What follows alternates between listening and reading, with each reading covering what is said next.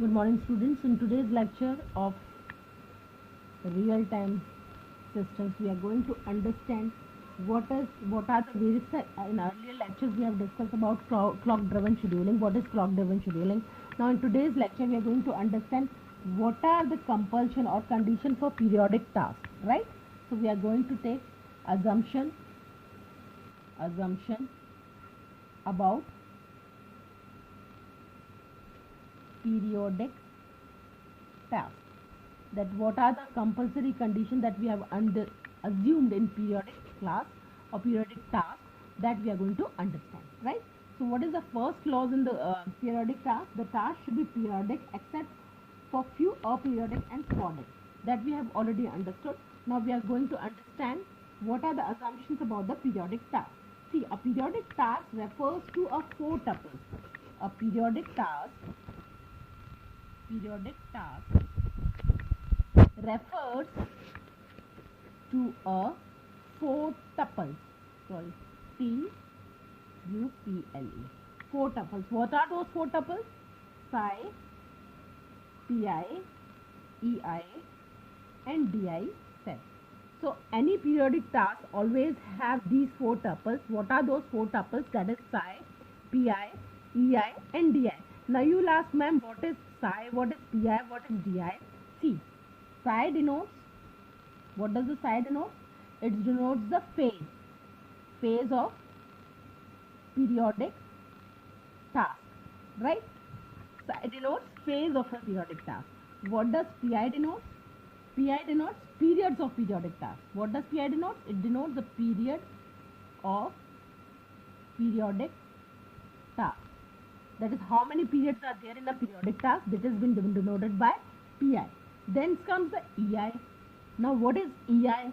Ei denotes, what does Ei denote? Execution time of a periodic type. What it denotes? Execution time of periodic task.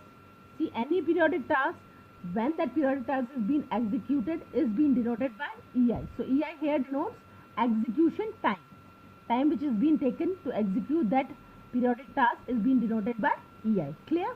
Then comes the D. Now what does Di denote? Di denotes the relative deadline of periodic type. What is that? It denotes the relative deadline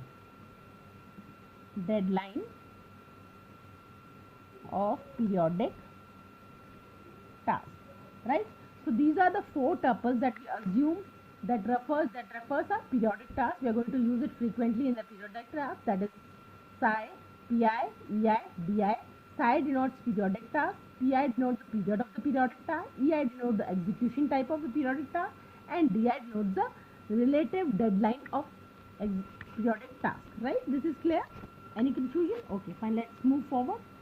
Now, second point or second assumptions which is compulsory in periodic tasks is the instance of periodic tasks are regularly or semi-regularly activated at a constant rate.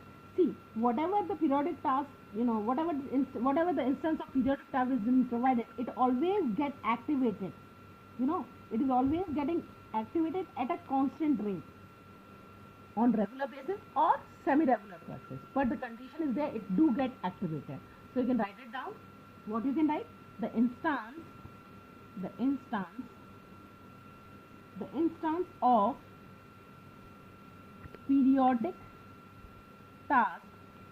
periodic task is denoted by Ti.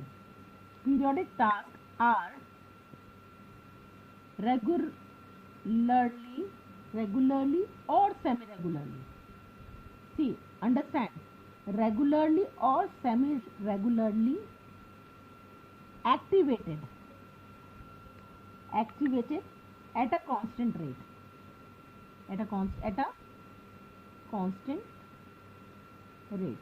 So whatever the periodic task is being there, it always get activated, right? At a particular constant time. It could be 2 minutes, 3 minutes, whatever the time is being provided.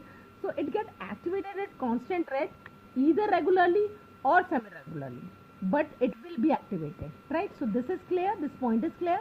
Now let's take another assumption of periodic task. What is that another assumption? That all the instance of periodic task have the same execution time, right? So you can write all the instances of periodic task, all the instances of periodic task, how we denote periodic task, Ti, right, have same execution time, Ti. That is the time at which the program or the periodic task is being executed will remain same for all the instances, right? Whatever the instance is there, it doesn't matter, it's going to be the same, it's going to have the same execution time, right? This is clear to you? Now let's take another point. What is the another point? See, all the periodic tasks Ti have same relative deadline. Now since execution time of all the instance of the periodic task is same, that means the deadline is also going to be the same. Are you understanding what I'm trying to make you understand? Since all the instances of the periodic task Ti have same execution time, since it is having the same execution time, so the related deadline is also going to be same. So let's write it up. All the periodic tasks, we are talking about period, right? Periodic tasks Ti must have, what it must have? It must have same relative deadline denoted by Di. We have understood in the tuple that we denote deadline by Di. So what is this point is trying to say, that in a periodic task, relative deadline is going to be the same. Since the execution time is same, so deadline is also going to be same. Clear?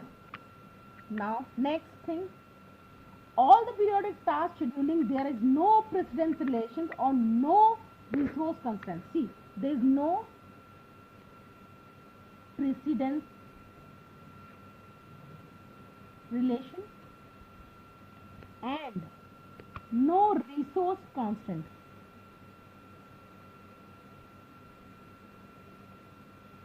See, in the periodic task scheduling, we don't have any precedence relation. There is no relation in the precedence of periodic task, and resource constraints is also not there.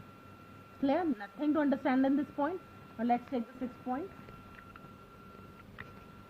Now this another thing that you need to understand in this periodic task is that there's no preemptive in the periodic task. What does the periodic preemptive mean?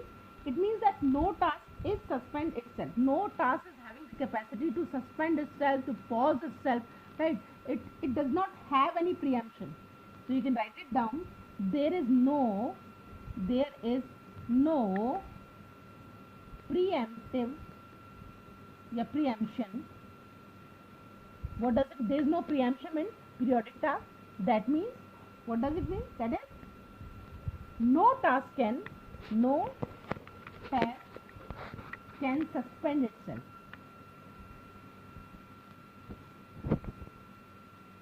See, all the tasks which is related to periodic tasks, they don't have that capacity to suspend themselves. They are not preemptive. Means preemptive means having the capacity to suspend or delay or pause the task. They don't have this capacity with them, right?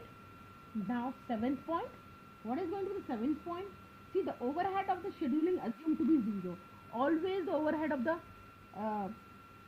scheduling of periodic task scheduling, we always consider it as a 0. So you can write it down. The overhead of the scheduling assumed to be 0. What we have assumed the overhead? We have assumed overhead 0. Right? Now what is the 8th point? See, all the parameters which is related to periodic task must be known prior and fixed. We know in case of the periodic task, whatever parameters are there, that is pre-known, that is fixed. We cannot change them. They have to be known before starting any periodic task. What are the parameters that are involved into it has to be known prior, has to be fixed before starting any periodic task. So this is what we are going to write in this point. What we are going to write in this point, that the periodic task, or you can say all the parameters,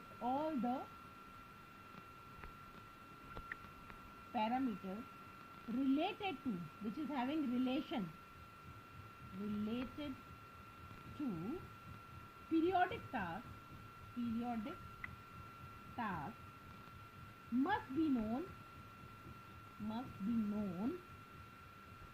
prior, means before starting it, priorly, and they are fixed also.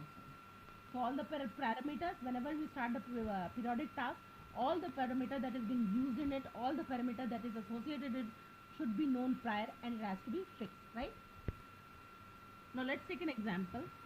Suppose we know these are the assumptions that we should we assume before starting any periodic task. Now we'll take an example. See, suppose a task, how we denote task? By Ti.